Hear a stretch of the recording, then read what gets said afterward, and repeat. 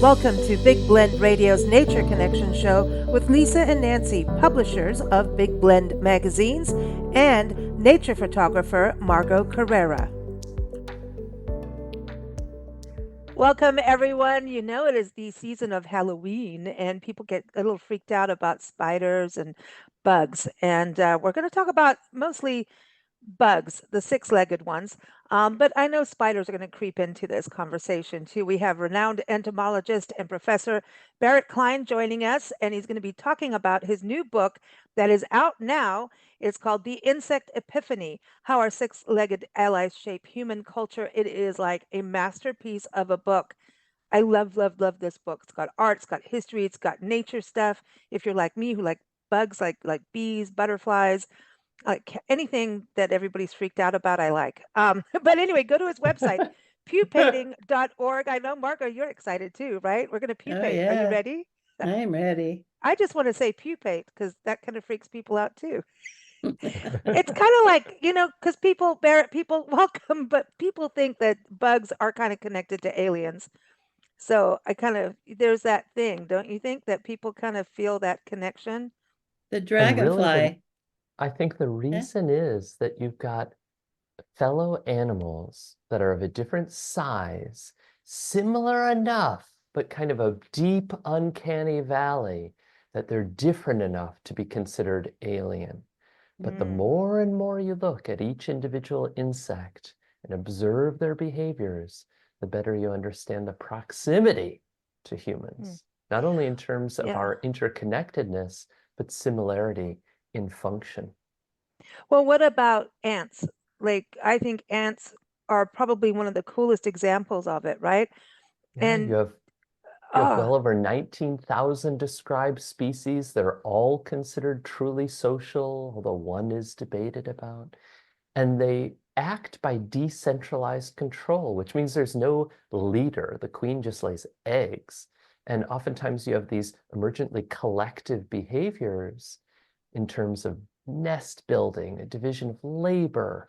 And when we look at decision making in humans, say municipal transport systems to democratic decision making in small groups, oftentimes there are similarities there. teamwork. And bees do that too, that's the thing.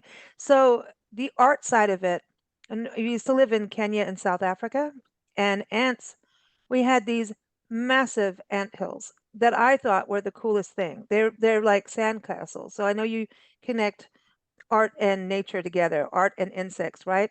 And if you looked at those, and as a kid, I always went, that's like what we would call making dribble castles. It's not the sculpted one, but we'd make dribble castles, which also has this fantasy land kind of feel to it too, like an underground fantasy land.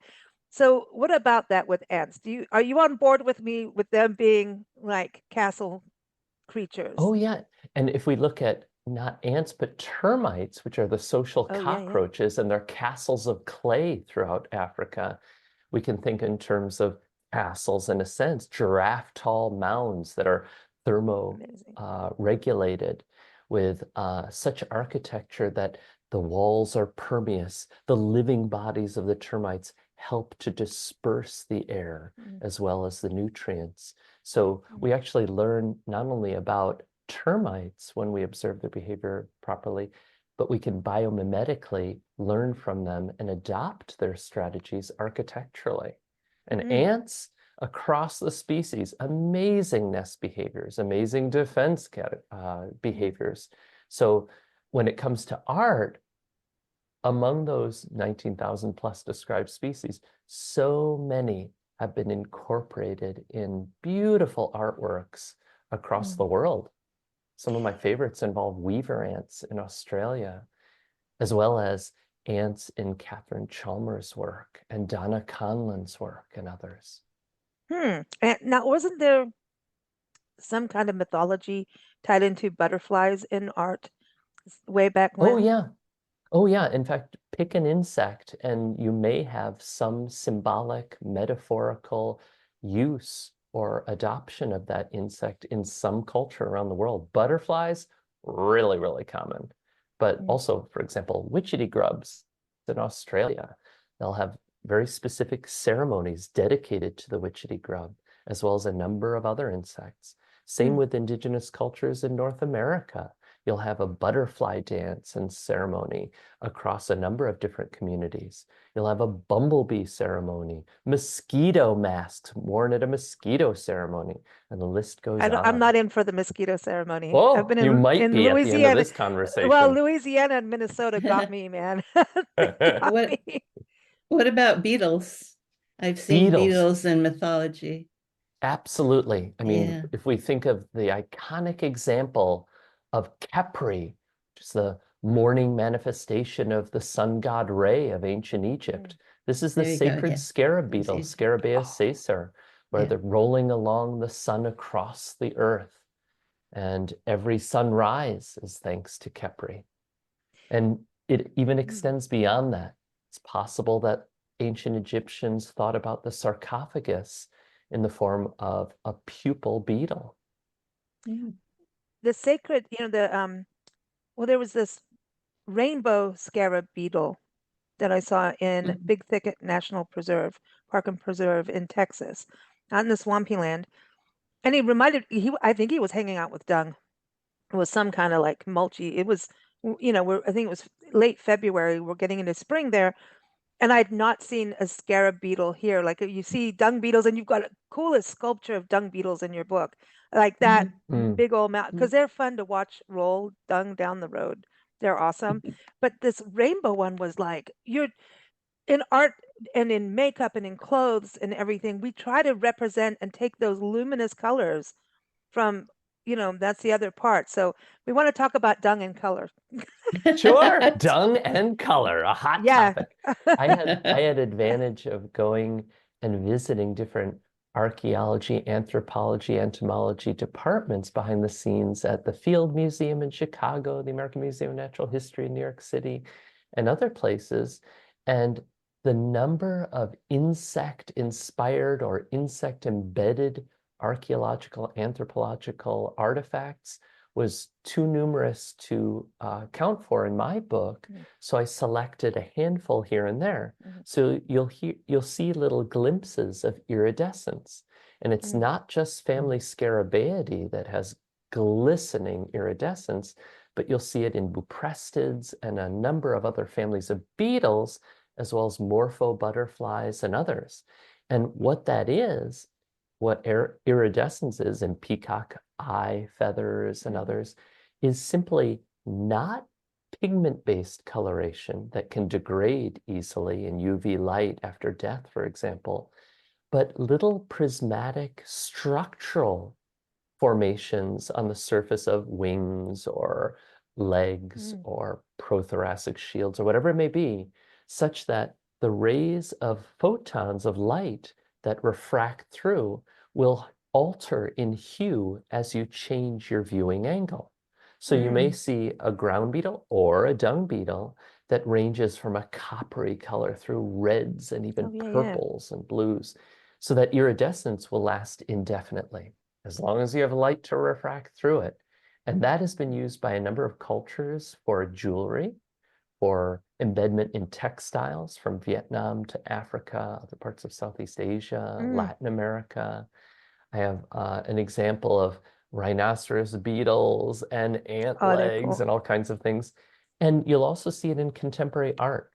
Mm. Jan Fabre and 29 helpers coated the royal palace in Belgium, in Brussels, Belgium, with 1 million beetle elytra from the jewel beetles, family Buprestidae, metallic boring beetles. So that ceiling, as long as the adhesive holds up and the building doesn't collapse, will glisten with that iridescent green. So, but they're not killing them for it, are they?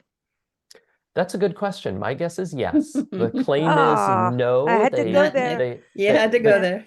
The I had claim to. is they secondarily get them from restaurants in Southeast Asia that eat the beetles, but that's really usually grubs. So I think they either farm them or collect them wild and kill them. Mm. There are many examples where artists do not. Tessa Farmer is one example of an artist who collects all of her insects dead when she includes them in her work. Also, Ruth Mm. Marsh. Okay, so you get them when they're dead. Yeah. I mean, one of the coolest things are the cicadas. I've got photos of like one coming out of one. Like I don't know what. There's like a brown one, and then this one it is like iridescent as heck. But this brown one's coming out, or one's go. I don't know what's going on, but What's happening there is that it's you have crazy. this storm of mating in this late summer, usually. The cicadas will lay the eggs, the nymphs will fall from the tree branches and then burrow underground, feed on the roots of usually grasses and other plants, go deeper, and then the roots of trees. And then when the time is right, whether it be a couple of years or up to 17 years in the case of a few periodical cicadas in eastern North America, they'll rise from the earth in nymphal form. This is a type of insect that doesn't go through full metamorphosis, namely egg, larva, pupa, adult, like a butterfly with a caterpillar, a chrysalid, and then the winged adult, but rather hatches from the egg and looks like a miniature, kind of like a miniature adult until that last molting where she's able to spread her wings. And in the case of the cicada nymph, that nymph will climb up a tree to a certain height, and then it has an ecdysial line. And ecdysis is molting, or ecdysis is molting. So when they engage in ecdysis, that line cracks most easily. They pull their bodies with a soft new exoskeleton that's all wrinkly underneath. Wow. And in order to grow, they stretch that out, stretch out their new wings from wing pads, and then they sclerotize, which means harden, and they melanize, which means the color goes through their bodies. And then they spread their wings, and for only a few weeks, they're able to fly and mate as adults. And that's when the males, with their tymbals, which are these resonating structures with a chamber behind, a hollow chamber that allows for this cacophony in the trees, will call like mad for Oh, so that's mates. what it is. I record those. I mean, it's pretty cool. You see, Margot, isn't this kind of the alien thing right now, what we're talking about? It's kind of alien, isn't it? Admit Not it, really. humans are alien. Humans to Yeah. me are more alien than insects are alien. Yeah, I've had great experiences with them where it was silent and the wind picked up and all of a sudden they all started singing together. I And love it. they're amazing, the I think they're cicadas. And beautiful. they've permeated different cultural traditions in much of the world. One of my favorite examples is from the Dong people in China, where it's an all woman group will sing with this na na na na na na na na na na na like a chorus of male cicadas. It's Ooh. tremendous. One of the best vocal imitations of insects I've ever heard. I just interviewed a musician, Rachel Marie Kimber, and she was an artist in residence for the National Parks Arts Foundation in Saguaro National Park. And I'm very familiar with that area because that's where our storage unit is based and where we were based is in Tucson. And I know you know that area as well. Yes. So she went to, this is amazing. So I want to see what you think about this. She got to her house where the residency is, where she gets to stay and create and everything. And there were crickets, and they would come out and they would listen to her play. And so she took one, she had three, and then she's like, oh, listen to them. They're so cute. She's very connected spiritually, nature wise, and everything. And then there were crickets everywhere she went. No matter what was going on, somehow the crickets had messages for her. Let's just put it that way. And then she recorded one, right? Just the sound, the little chirp, chirp, chirp it was making. And so she has this rhythm track that she does as a loop, and then she plays her cello above this. And she put it on and just merged the two recordings, and they were 100% on time, like exact heartbeat. Is that wild? Like, that's interesting. So I wonder And about that connectivity between now human and nature. this was her music and the cricket song? Yeah. So So she was playing and she creates a loop sound. So it's like a rhythm pattern. You record it and it's like doof, doof, doof, whatever. She recorded the cricket and then layered it and they happen to be at the exact same beat. So here's what happens when your typical cricket sings. So you've got a male singing. A female doesn't sing because the male sings with either a territorial Ooh. aggressive call or a courtship call to females. So they have different types of calls. And when the time is right, an adult, namely winged male cricket, will take one wing and rub it across the other wing. One wing will have a plectrum, like a guitar pick, and the other wing will have a file, like a comb. And so if they rub across, you'll have stridulation. Just really, Okay. really fast. Now, the Yeah, that makes sense. speed and the frequency depend on a few factors. The rate at which they're playing depends on the temperature. So as long as you know the species of cricket out there, you can count and calculate within, say, a 15-second period how many stridulatory events there were, and then with a simple formula, figure out the exact degree temperature outside. So she happened to record or play at the same frequency that that cricket had played with respect to the temperature outside. Wow. This is wild. See, we're not just doing art, we're going to bring music into this too. This is Of cool. course. Oh my goodness, yes. There's a book called Bug Music, and the author claims that not only were the original musicians insects, but our love of music stems from insect sounds. Mm. Mm. Do you think birds understand the insect sounds? Because a lot of times when you're going out to go bird watching, you actually have to listen to find the bird, and maybe you won't see the bird, but you'll hear it and know that species.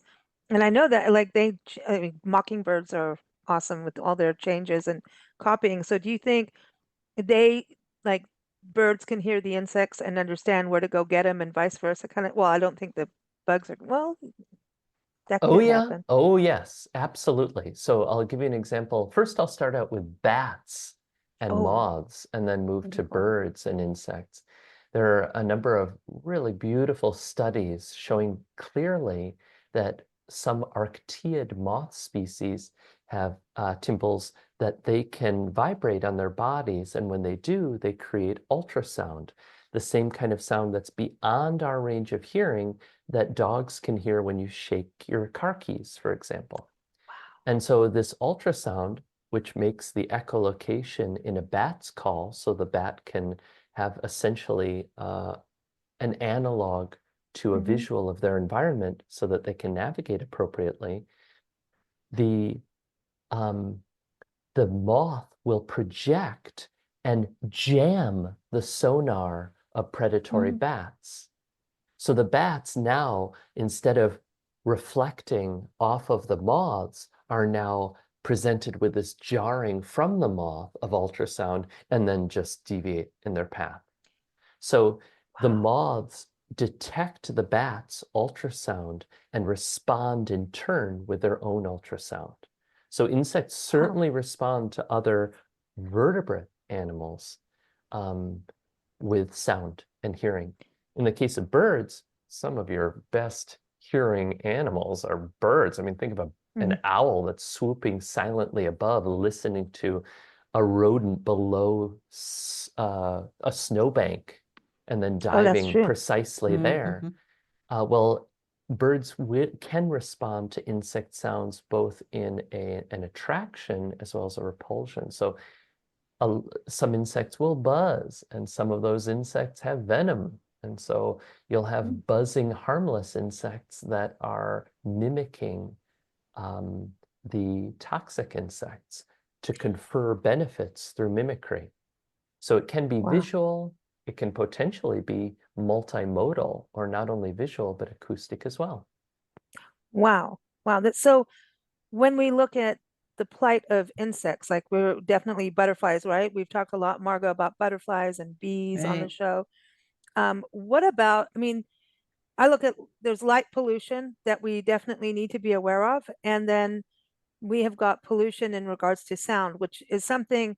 So as we go to parks and public lands, I started just recording, not anything fancy, no big fancy gear, but it got to this point of getting very difficult, unless you're way out in the boonies, to actually get a pure sound. cicadas are a little easier because they just drowned everything out when there are a Right. bunch of them, right?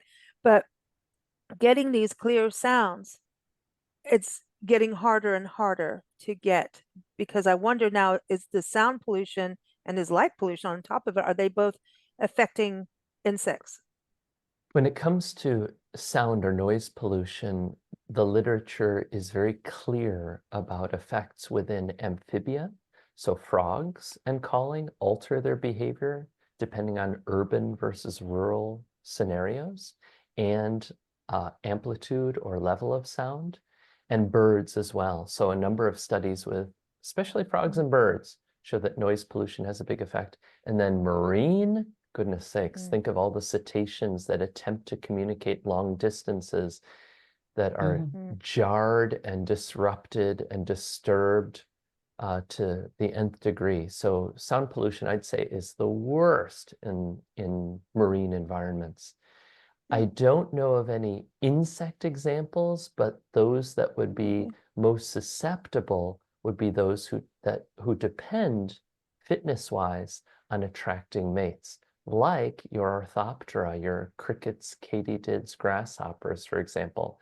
Now, when it comes to chemical pollution, really easy. We could talk all week about that. And when it comes to light pollution, I'm glad you brought that up, because that is one of the lesser acknowledged anthropogenic horrors that are devastating the living planet. And people underestimate how much light pollution is adversely affecting diversity and abundance of insects. And then that, of course, has rippling effects on non-insect invertebrates, as well as every taxon or group of vertebrate, from fish to amphibians to reptiles, including birds and mammals, whether they directly eat insects or indirectly eat insects.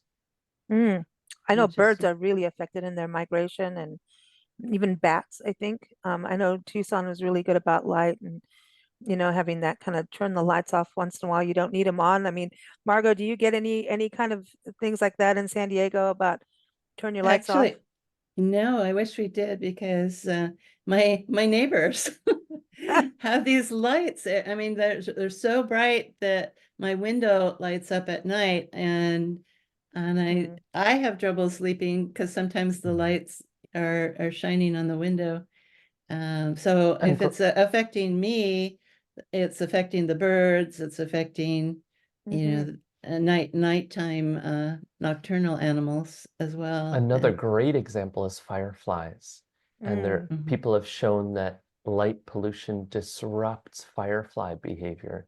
So people are concerned, I'm concerned about courtship success and firefly abundance across the United States and beyond due to light pollution. And I'm glad you brought up sleep, that it's difficult for you to sleep with the light permeating a window, because a number of studies also look to non-human animals being disrupted by circadian disruptions, and that light pollution is a huge one. So this is all disrupting how the web of life works, because Correct. it all works as this gigantic puzzle, right? And it's all connected. So if we change one thing, it's going to change how the rest eat. And then we wonder why we have, a gazillion deer and everybody wants to kill the deer because there's too many deer, that kind of stuff, right? So when we That's take right. one out, and insects are part of it, People talk about a keystone species as if there's one species. And it's true. If you remove a wolf, for example, from an environment, you'll see a cascade of effects. If you pull the kelp or a sea otter, for example, from another environment, you'll see drastic effects. But the players are all over the map, meaning all over the trophic levels or feeding levels. The bottom or first trophic level are the producers. We think of plants, but others that also photosynthesize to build their own tissues, their carbohydrates, and every tissue they have based on energy from the sun and carbon extracted from CO2 that they breathe in. And who eats that first trophic layer of the primary producers? The herbivores, or the primary consumers, and then secondary, and then tertiary, and maybe in some cases quaternary, a fourth level of consumers. And you extract from each of those trophic levels, you better believe there will be rippling effects in both ways. And insects, while they're not primary producers, they're not photosynthesizing with chlorophyll in their bodies as plants do. They are the primary feeders of plants, and they're so abundant and fill so many niches that others rely on them, sometimes entirely, but oftentimes indirectly, such that if you were to eliminate insects, which we're doing from some areas, you see the effects, and they're rapid and drastic. Yeah, Yeah. go ahead. Oh, thank you. I have a question that I got from actually at the beginning of your book that can help with this explanation. You talk about symbiosis and symbiotic relationships. Can you tell us more about that with Certainly, yeah. insects? Yeah, Symbiosis literally means living together. And you yeah. can live together in a lot of different ways. One way is a mutualism, where it's a mutually beneficial relationship, plus for both members or all members. Another is parasitism, where one benefits while the other does not, pays a cost. And then there are others like commensals, where one might benefit, but the other is unaffected. Right? So there are different types of relationships. We can think about mutualist predators, parasites, parasitoids, commensals, and different feeding guilds in ecology. Well, when we look at insects, it takes every form you can think of. Every example is out there many, many, many times over. And one of my favorites would be leafcutter ants. And those leafcutter ants that have that symbiotic, in this case, mutualistic relationship with their fungal cultivars below ground, where they've had 55 million years as farmers, when we've only had 12,000 years, growing their fungi underground. And it's one species for each species of leafcutter ant. And some of these so-called higher attime leafcutter ants will even cultivate bacteria on their body that combat a fungus genus, Escovopsis, that would otherwise attack their farms. So the Wow. symbioses run deep. Parasitisms are amazing. One of my favorites is a type of fairy fly, which is actually a parasitoid wasp that's so tiny that the male would be essentially the width of a piece of paper or a human hair. And the female has to be just a little bit bigger with wings, still microscopic generally. And they fly off to lay an egg inside an egg of a bark louse. They're so small that 95% of their brain neurons lack nuclei. So they can't even multiply or divide their nuclei, and then through mitosis and create new cells, new brain cells. So it's a Wow. short life. Wow. When we lived out in up in the mountains of San Diego and Julian, I did this. I was doing one article about plants and butterflies in your gardening, what to feed caterpillars, right? And then all of a sudden, I wrote like a book on every plant and every butterfly and caterpillar kind of thing for the Southwest. I went a little, I don't know what happened, but we were at the beginning of internet and like this was awesome. And I couldn't pull out. And I wish I still had all that because we put it up on our site. And but anyway, what really spurred me on with this was out in Shelter Valley, which is on the other side of Julian, this little mountain town, is here you have the Colorado Desert, right? So it's connected to Anza-Borrego Desert State Park, 600,000 acre desert state park. And so they have Hachette out there and then all these different kinds of yuccas. Well, there was this one moth that only fed and pollinated what went off of this yucca. And That's right. people didn't like these yuccas. I was like, I wanted to go out and I don't know, protect all the yuccas because at the same time there was a study of Acateas being taken out of the desert. and hummingbirds not having their ocotillas to the ocotillo cactus, the euphorbia, to get their nectar and everything like that when they were blooming. So there was a major box store who stopped doing that, and so I'll behave. But this yucca, like people didn't realize how important this yucca was, because this was the moth needed this yucca and the yucca needed the moth. And if you didn't, then it's not going to have its annual, it blooms every 50 to 100 years. I was like, if it was a yucca or a century plant, one of the two. And I'm like, and then if it doesn't do that, then it's affecting all these other things. And then I was like, I freaked out and kept, I don't know. I freaked out. I can understand you and what you do, because it's like when you start seeing all that. So that's a symbiosis between the moth and that plant, right? That also benefits that's everybody else. That's a classic extreme example of a specialist pollinating one species, and the two being so interdependent. If one were to vanish, both vanish. There are a lot of examples just like that. One of my favorites is an historical one where Charles Darwin was given an orchid specimen, and that orchid had a foot long, even longer than that, corolla. And this is where Wow. you go down the petals of a flower all the way to where the nectar is housed. And he postulated, quite correctly, that there must be a moth, probably a sphinx moth, with this foot-long proboscis, a coiled mouthpart that would unfurl and enter that deep, that long a corolla. And people, I'm sure, laughed and said, this is ridiculous. And oddly, independently, Alfred Russel Wallace, who also independently came up with one working mechanism for evolution, natural selection, came up with the same hypothesis. And sure enough, it was discovered many a decade later. And the specimen, sure enough, has that gloriously long proboscis to match. Wow. This is So fascinating.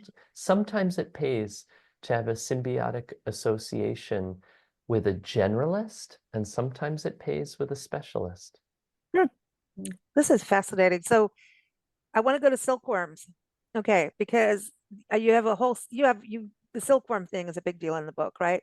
And Yeah. as kids, I had a mulberry tree, and of course, now we're going to play silkworm. And then people are like, well, feed it this, and then it will make this color silk. And it did. We had yellow, like, so what is going on with that? I mean, because this goes into the art side, right? Then, I mean, Oh, yeah. of the colors, because when you were talking about the luminescence and all of that, insects create dyes, like that one paddles. There's the paddle in the prickly pear cactus. Yes. What's it called? With cochi not coach Here they are, cochineal bugs. That's it. Oh, And here is a dyed ball from Venezuela with cochineal. And it's been used traditionally in textiles and the arts. And today you can find it in drinks, you can find it in foods, cosmetics. It colored the British redcoats red. For a time, it was the valuable red of the clergy, of nobility, of Caesar's robes, as well as the dye that colored the Star-Spangled Banner stripes red.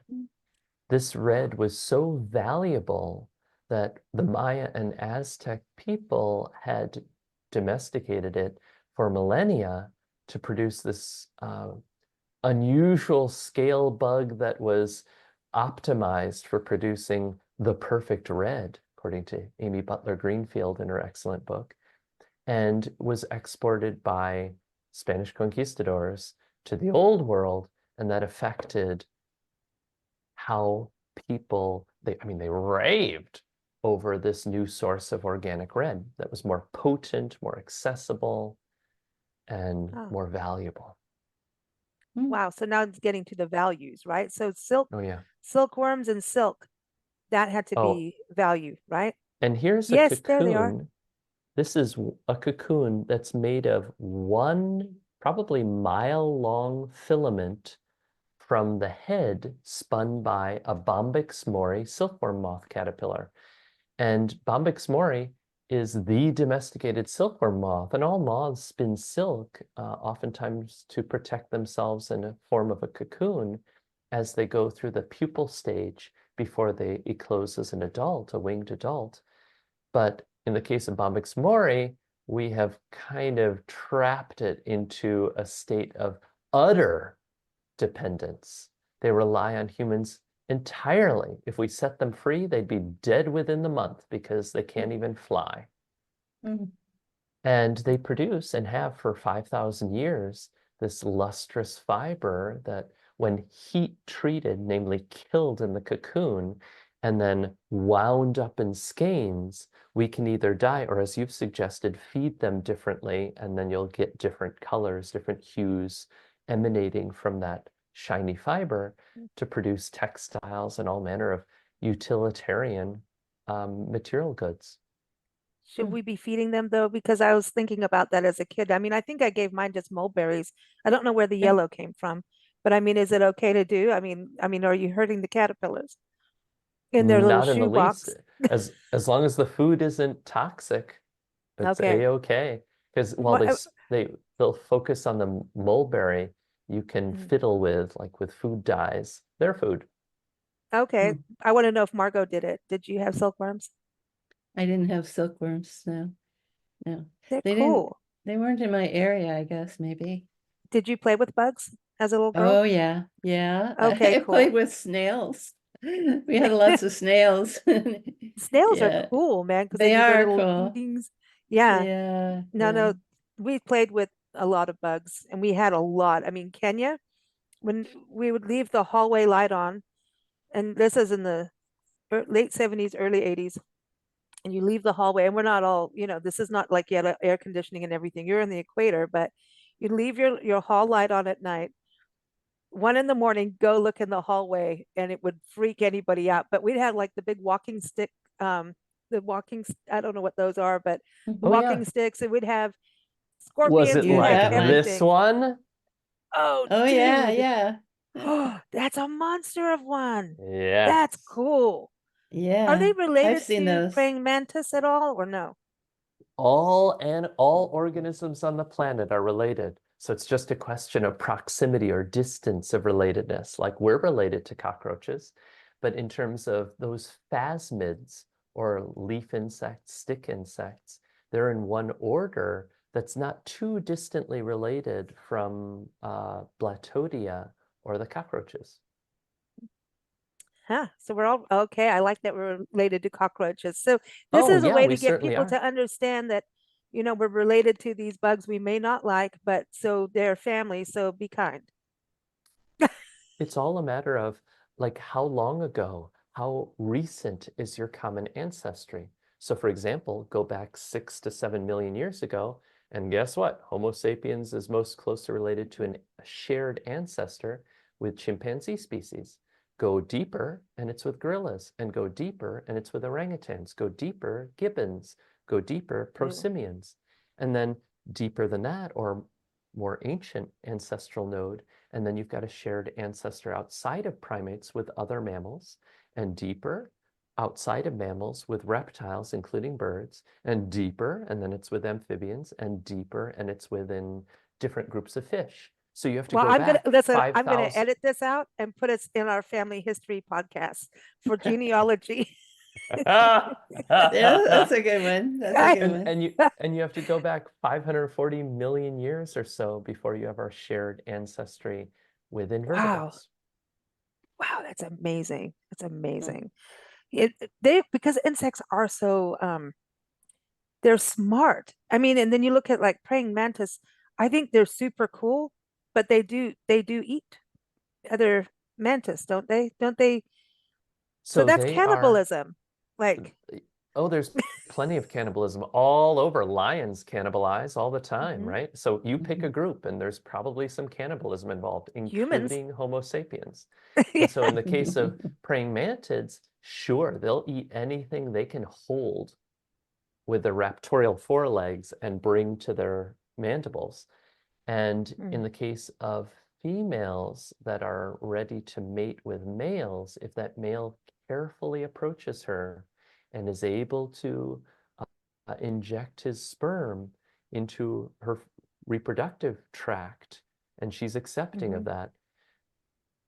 1 out of 4 or 5 times, she'll turn, grab him, decapitate her mate, and without the head, remarkably, he's a more efficient sperm emitter. And Okay, then it's that, she eats the rest of the body later, and that's just a free meal to help not only nourish her, but to nourish her developing young. Wow, this So is it's a cool. win-win situation, right? Now, it's a Not win-win for him. situation if you think of the male in a sense. I'll give you a more extreme scenario, going to spiders. So Andrade studied red-backed spiders in Australia. And these spiders related to black widows are the extreme in the case of sexual cannibals. What the male will do, if he's able to sneak up and mate with a female, he'll flip his body into her mouth parts, and she will inject her venom, consume him from within, and the longer she takes to feed on him, the more sperm that he's injected into her reproductive tract are fertilizing her eggs, and so his genetic legacy will increase. Wow. Wow, this is amazing, because when you think about, I mean, humans do weird stuff too, man. We do. We do. So it's kind of cool to look at all of this, but when you look at bugs, I think we always think that humans have mimicked nature, but then we are part of nature, right?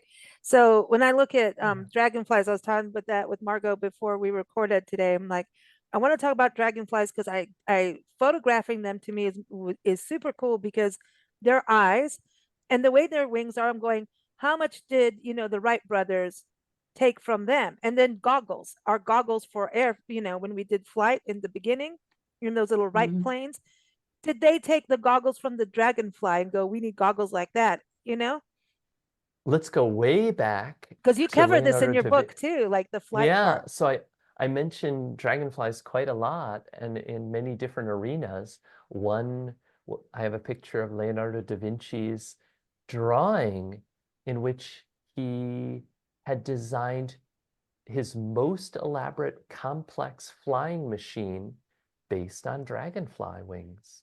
And dragonfly wings are amazing because they independently operate. That's how they can fly backwards. They can hover. They can do all kinds of things. They're superpower flyers. But also, I mentioned dragonflies as the prototype, the model by which the CIA, the US Central Intelligence Agency, tried to spy on others.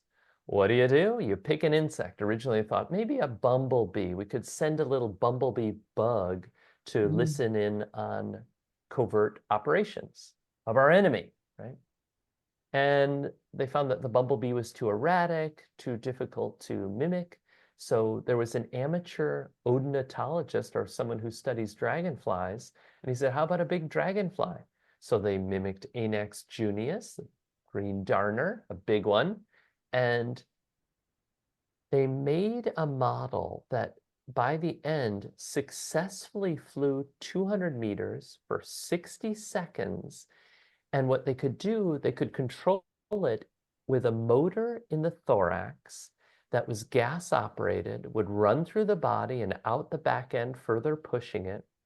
There's a bimetallic strip that drips down in the back, and they have glass beads for the compound eyes. The idea is that if you're in a room and you're secretly talking about some clandestine mission, your voice, those longitudinal waves will deform the glass beads. And if you strike the compound eye with a laser from a distance, it comes back. And if you can record that, the deformation could be decrypted so you could replay the sound. The problem is Wow. you have a slight crosswind and the dragonfly's flown off Yeah. course. So it didn't fly.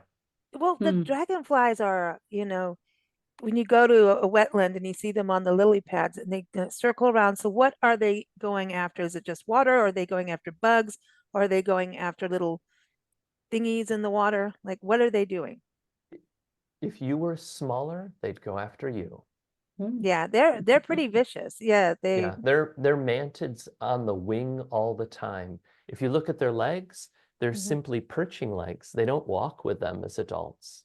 So they're aquatic as immatures. They eclose, they come out of their nymphal exoskeleton as these beautifully winged adults, and then they fly, fly, fly. They can gather mouthfuls of food at a time. Wow. They can anticipate the trajectory of prey and intercept. So they're marvelous predator. I mean, they have a higher success rate of predating upon prey than any other group of organism, I think, on the Mm. planet. Mm. Wow, this is Wow. fascinating. I know. Dragonflies, man. Now, Margot, you've got to have a butterfly question. I know you and your butterflies. I do, the monarch. I don't know if I have a question, but I watch their behavior. They, first of all, I believe, are they territorial? Because I have several milkweed plants growing in my garden, and uh, there'll be several monarchs, and they'll kind of fight to have that particular bush. Yeah, and In yeah. in extreme situations, they will eat each other. Oh, okay. So yes, talk Okay. about Really? cannibalism. Yeah, Yeah, the other, they are territorial.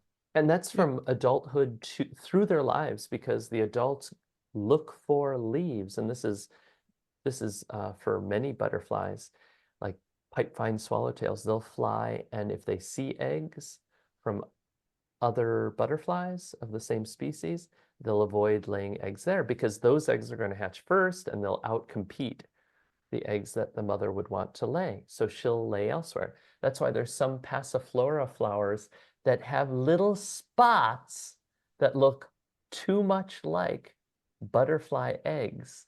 To mimic those butterfly eggs mean that you send the potential host or predatory butterfly away from you, which is pretty amazing.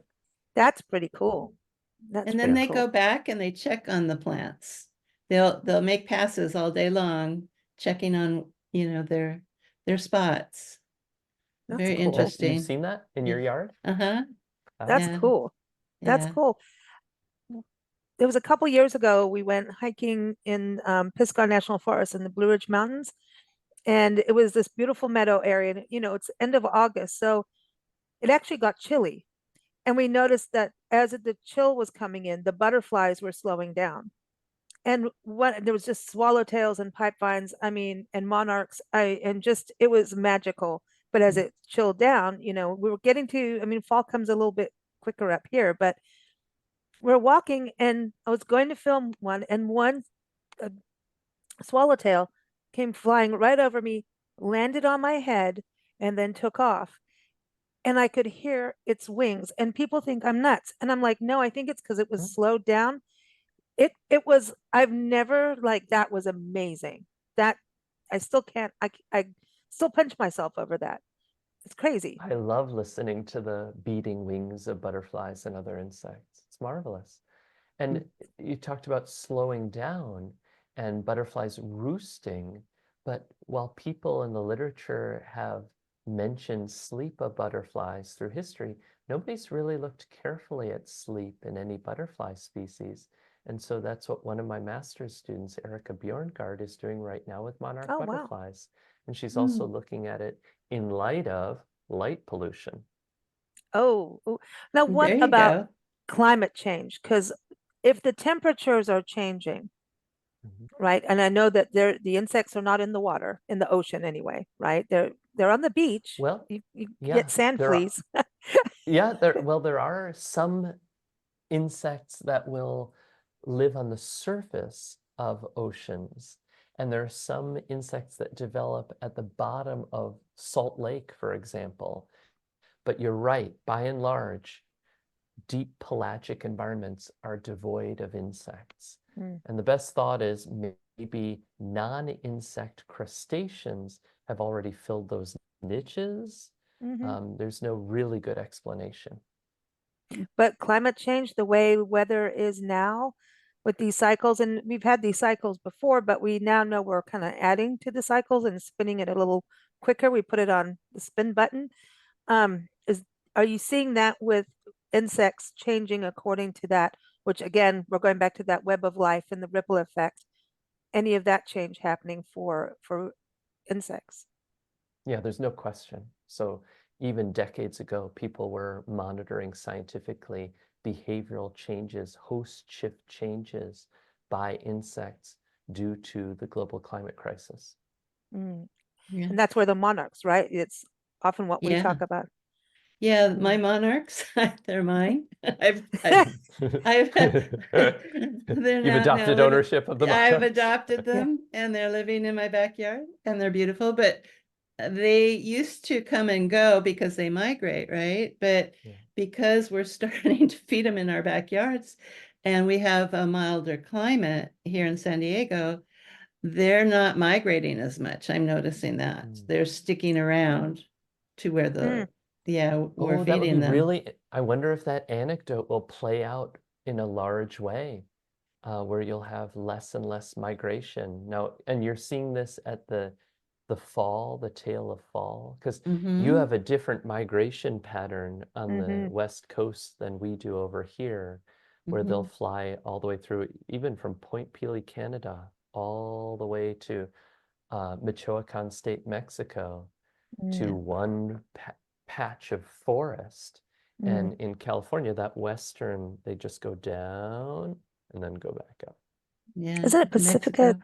Pacifica Beach or something out there in the Central Coast has that one area that is where they roost. I haven't been there yet. I want to go. Have you Me been too. there? Yeah. No, let's go.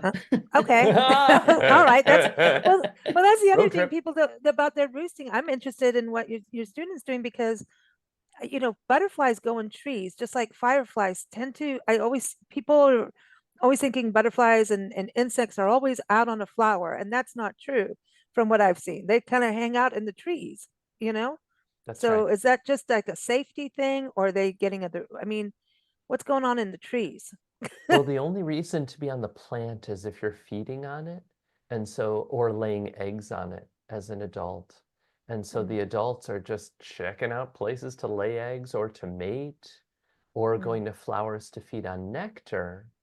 And so at night and other parts of the day, they're going off to roost wherever they can, and a great spot is a tree.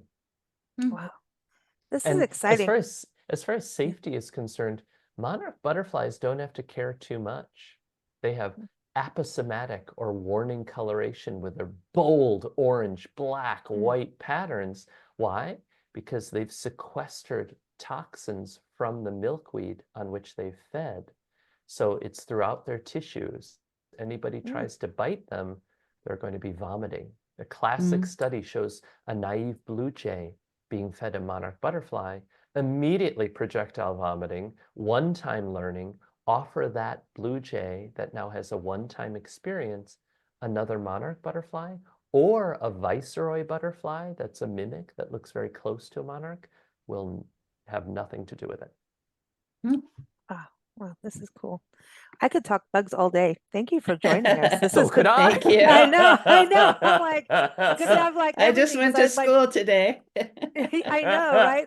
But your book is absolutely like it is a masterpiece. It's one of those Oh, that thank you so you much. you can keep opening up and then learn some more and the beauty, the art, the history, and just really, I think what you've done is show how insects have changed the world in so many ways.